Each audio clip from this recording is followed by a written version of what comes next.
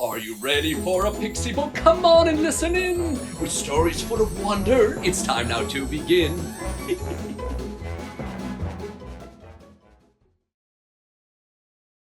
Hello there, everyone. Are you ready for a story? Wonderful. Oh, storybook, let's go. Today's story is called How Arthur Was Made King and Won His Kingdom. Once upon a time, there was a very old king who passed away without naming an heir to take over the throne. This meant that the kingdom didn't have a leader to guide the people and keep things running smoothly. There was constant fighting and war over who should be in charge because everyone wanted to be king. There was, however, one person who was respected by all, no matter how much they fought amongst themselves.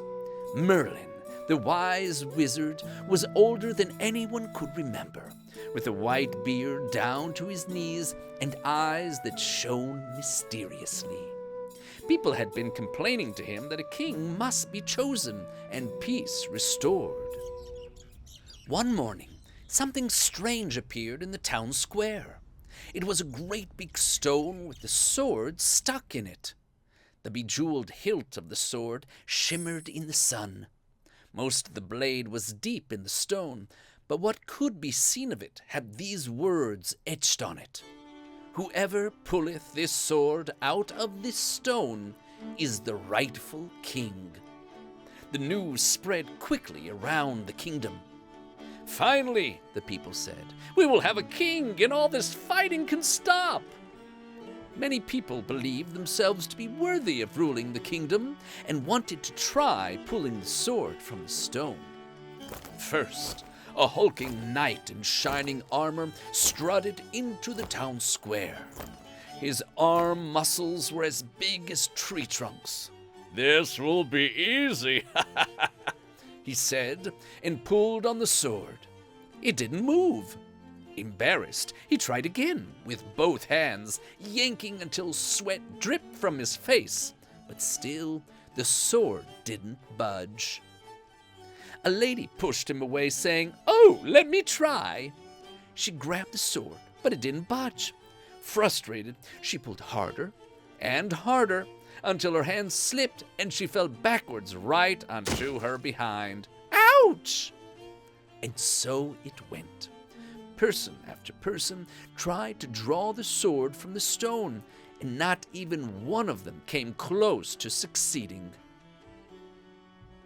Some were angry, some were tired, and some were just plain confused, but they all gave up eventually. There the sword stayed as they continued to live without a king. On New Year's Day, Merlin arranged a big tournament to take place. Every villager joined in the competitions, or at least watched. Among them was Sir Ector and his sons Kay and Arthur. When Arthur was just a tiny baby, Merlin had taken him to Sir Ector, who was known for being a caring father. Merlin asked that he raise Arthur like his own son, promising Sir Ector that one day he would understand why. Sir Ector trusted wise Merlin and loved Arthur just as he did all of his children. As they rode their horses to the tournament, Kay suddenly cried out, "Oh no, I forgot my sword. I can't compete without it. Arthur, would you mind returning home to get it for me?" Arthur, happy to help his big brother, quickly rode back. But when he got home, he found himself locked out of the house because he'd forgotten his key. Oh no! As he passed back through town, he saw the sword in the stone. Since he was just a kid who loved to daydream, he hadn't been paying attention to all the fuss about it. All he knew was that he needed a sword for his brother. And so he jumped off his horse, grabbed the sword, and, easy as can be, pulled it from the stone. Thinking nothing of it, he raced to catch up with his family and gave it to Kay.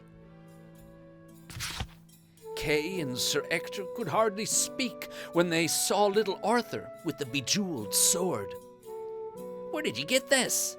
asked Kay. I found it sticking out of a rock in town, Arthur shrugged. Sir Ector and Kay suddenly bowed down to Arthur, who was confused. Why are you bowing to me? Is this a joke?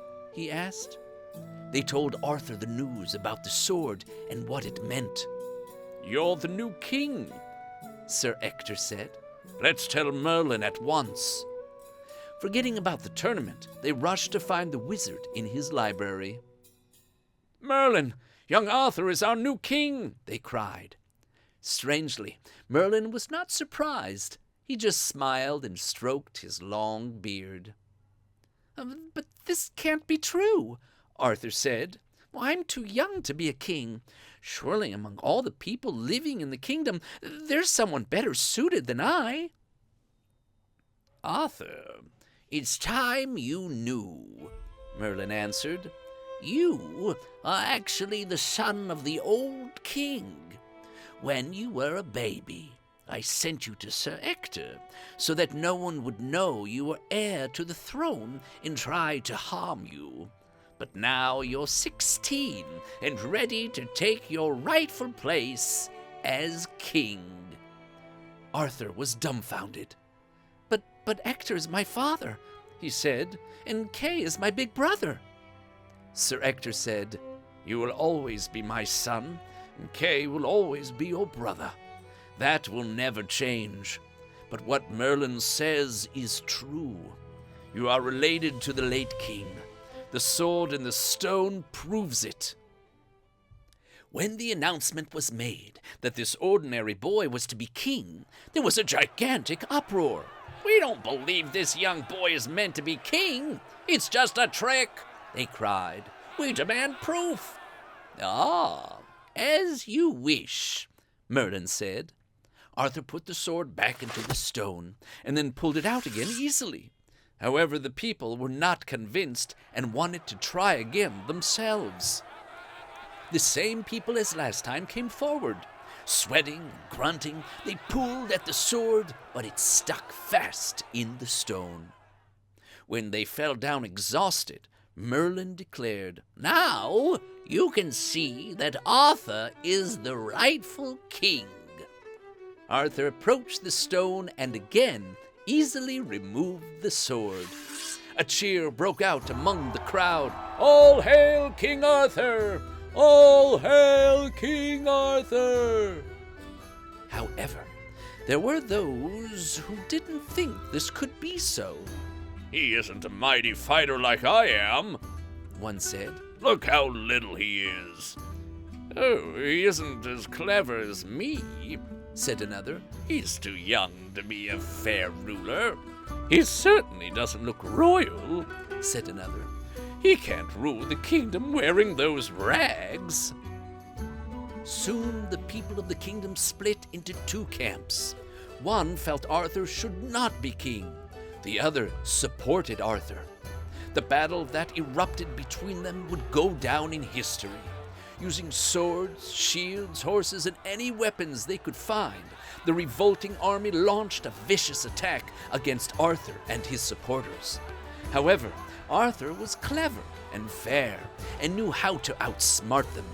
His army won the battle, and he turned out to be a smart, strong leader after all. And that is how young Arthur got to be king. Many adventures awaited him after that, but those are stories for another time. The end. Ah, such a classic tale. Oh, I'm so excited to share more stories with you. See you soon. Oh, I like this story. If you did too, click on the thumbs up